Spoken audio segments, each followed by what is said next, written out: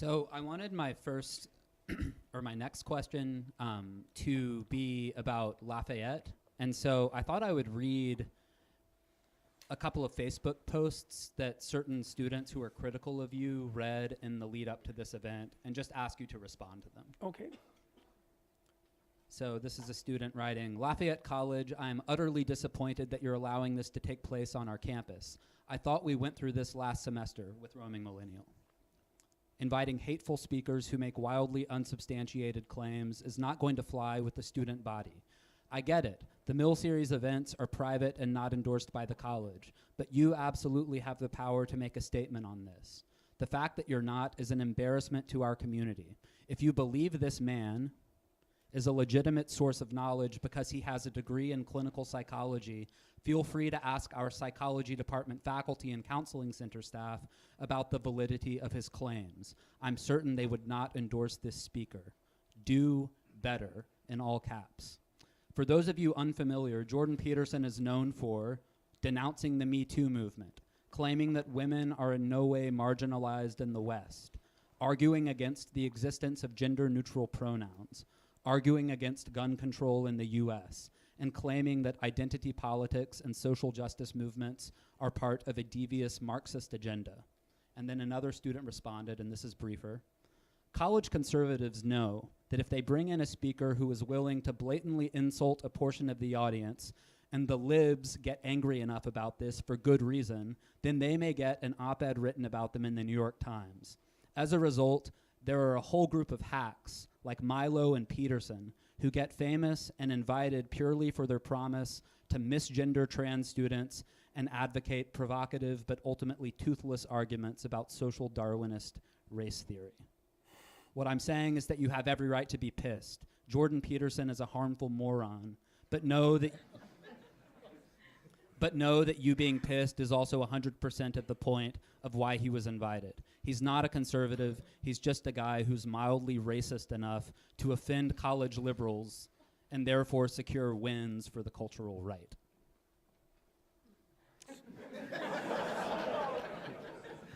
Comparatively mild stuff. It's the chattering buzz of ideologically possessed demons.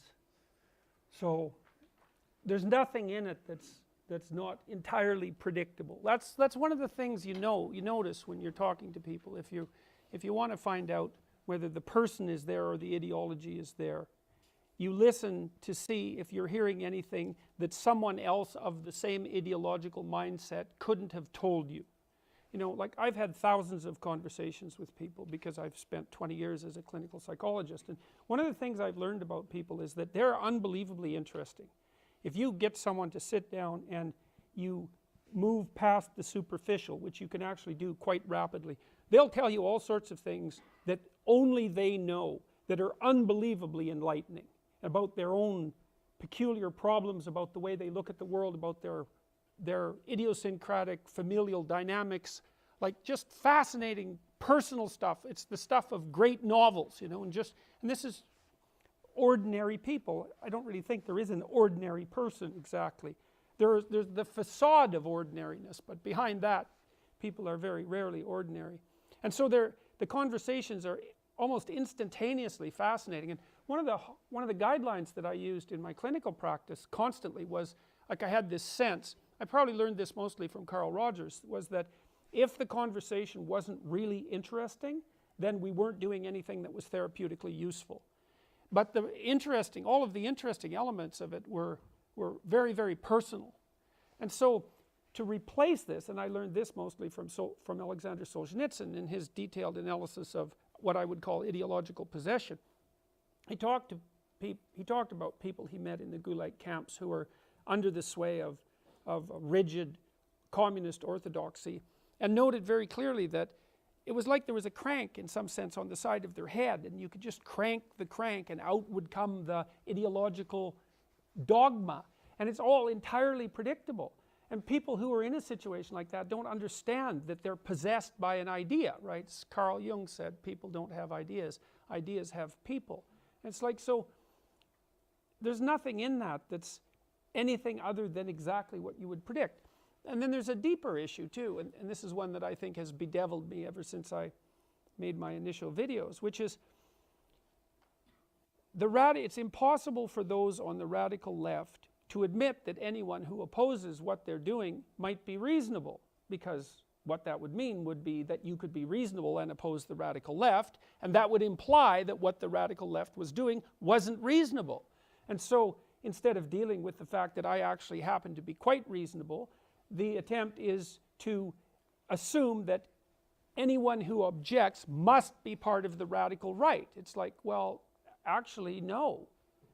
There's lots of space between the radical left and the radical right. There's the moderate, reasonable left, for example, and then there's the center, and then there's the moderate, reasonable right, and then there's the far right, and then there's the extreme right. All of that exists in opposition to the radical left, but it's very convenient for the radicals on the left to say, oh well, you don't buy our doctrine, and then to immediately make the presupposition that you must be the most heinous example of that entire array of potential objection. It's like, yeah, well, whatever, you know, it's just not a viable stance. And so, but it's convenient, and it's a bad thing because it drives polarization, and that's a bad thing, but it doesn't address the issue. So one of the things that I've been thinking about deeply over the last couple of weeks and plan to write about, here's a mystery for all of you. I don't care what your political background is, and it isn't like I'm anti-left. I've made videos documenting this. I know why there's a left wing. There's a left wing because inequality is a problem.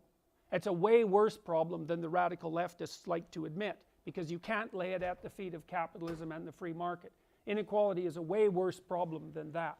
But it's definitely a problem. And because inequality is a problem, you need part of the political structure to speak up for the people who end up arrayed at the bottom of hierarchies. It's crucial. Someone has to speak for them. That's the place of the left. But then consider this.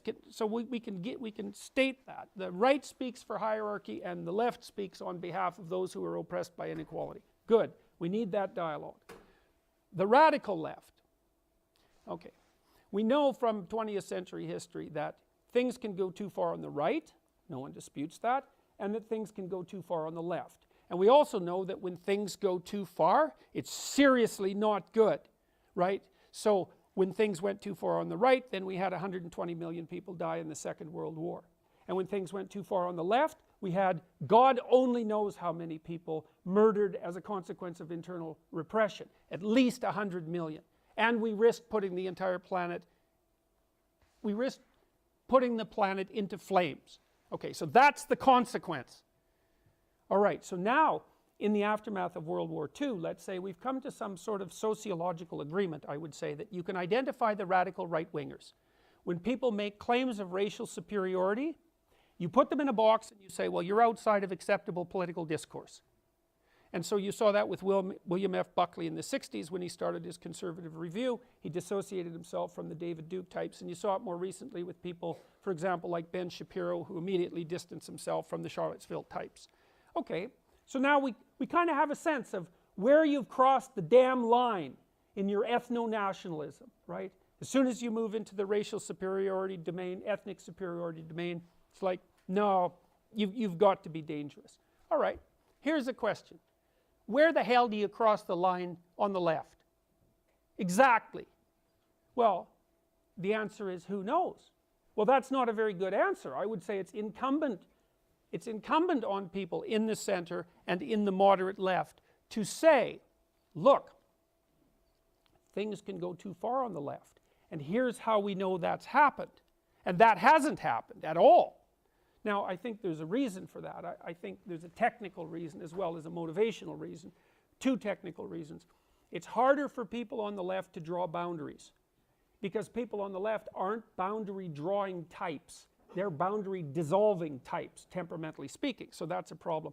The second problem is it doesn't look to me like there is a smoking pistol on the left that's as obvious as racial superiority doctrines.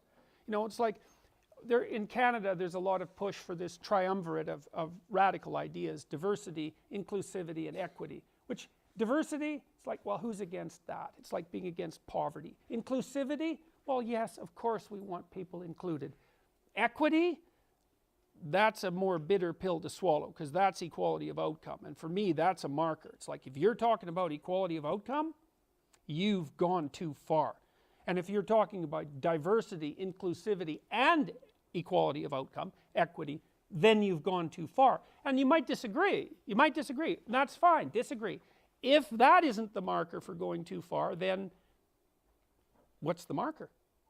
Because obviously you can go too far, and obviously that's not good. And to close on that, I would also say to the people on the moderate left, if you want your doctrines to have purchase and to continue to speak for those who stack up at the bottom of inevitable hierarchies, then you owe it to yourself to dissociate yourself from the dangerous radicals, because otherwise they invalidate your ideas. And that doesn't seem to be, you'd think the Democrats might have learned that in the last election, but they haven't. They haven't learned that. So, well, so that's my spiel about those comments, I guess.